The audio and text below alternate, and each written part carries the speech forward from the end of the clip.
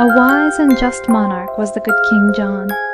His kingdom extended over central Italy and included the famous town of Atri, which in days gone by had been a famous harbor on the shores of the Adriatic.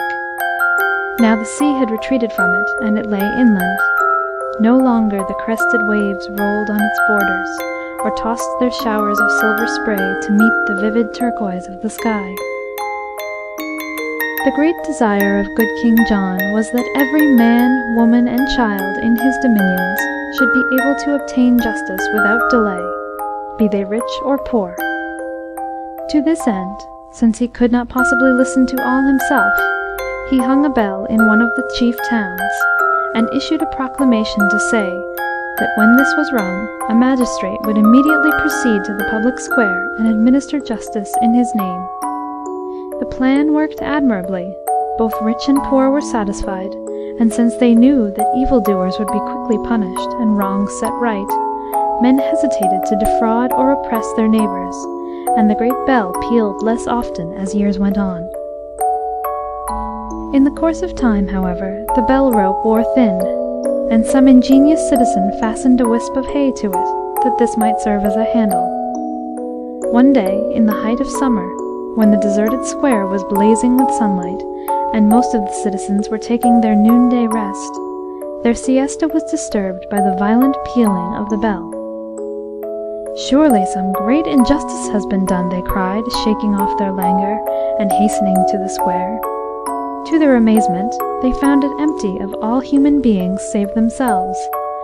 No angry supplicant appealed for justice, but a poor old horse, lame and half-blind, with bones that nearly broke through his skin, was trying with pathetic eagerness to eat the wisp of hay.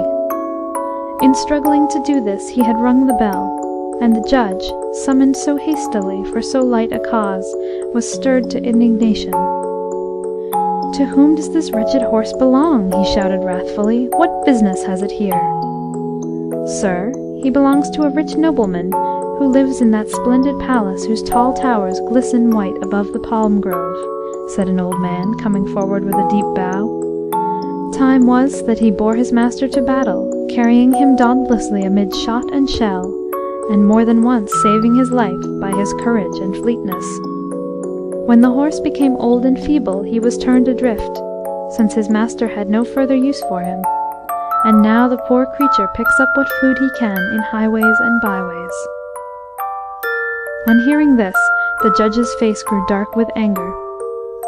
"Bring his master before me," he thundered, and when the amazed nobleman appeared, he questioned him more sternly than he would have done the meanest peasant.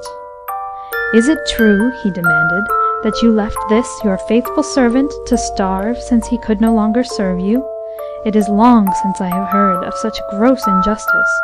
Are you not ashamed?" The nobleman hung his head in silence. He had no word to say in his own defense, as with scathing contempt the judge rebuked him, adding that in the future he would neglect the horse at his peril. "For the rest of his life," he said, "you shall care for the poor beast as he deserves, so that after his long term of faithful service he may end his days in peace." This decision was greeted with loud applause by the townfolk who gathered in the square. "Our bell is superior to all others," they said to each other with nods and smiles, "for it is the means of gaining justice not only for men, but for animals too in their time of need."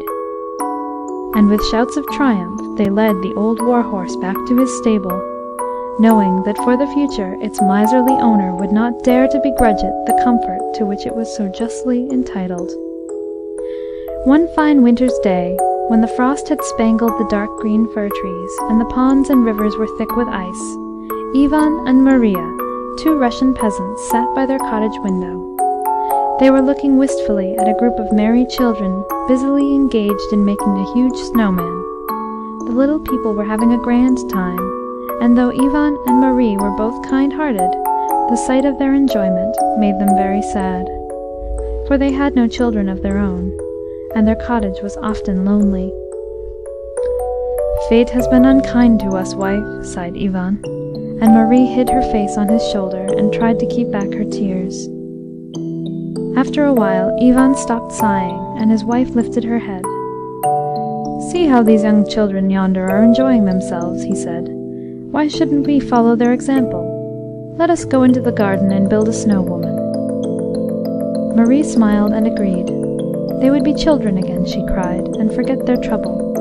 The clear, dry air brought back the roses to her pale face, and her husband gave her a tender kiss as they passed behind a glistening fir tree. "Let us make a little snow child," she suggested, as Ivan began to shovel the crisp snow. "Ah, that's a very good idea," exclaimed her husband, and soon he had shaped a little body with dainty hands and arms and feet. While he did this, his wife modelled a little head. It had such exquisite features that when it was fixed in its right place, both stepped aside to admire it. "It's lovely!" cried Ivan, and Marie sighed so deeply that the soft little curls she had given the little snow child seemed to stir on the pretty forehead. As Marie and her husband added some finishing touches, a stranger came down the road and inquired what they were doing. "We are making a snow child," replied Ivan, stepping back once more to admire the little figure. As he did so, he saw with intense surprise a gentle quiver of its eyelids.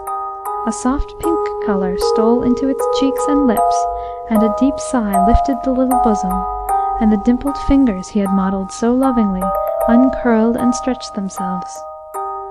There stood before him a living child, a child more lovely than any that he or his wife had seen in their fairest dreams.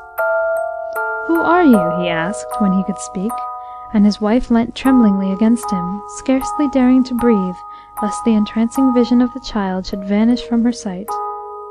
"I am Snow White, your little daughter," replied the figure, throwing her fairy-like arms around his neck as he bent towards her. Marie, in turn, received a sweet embrace,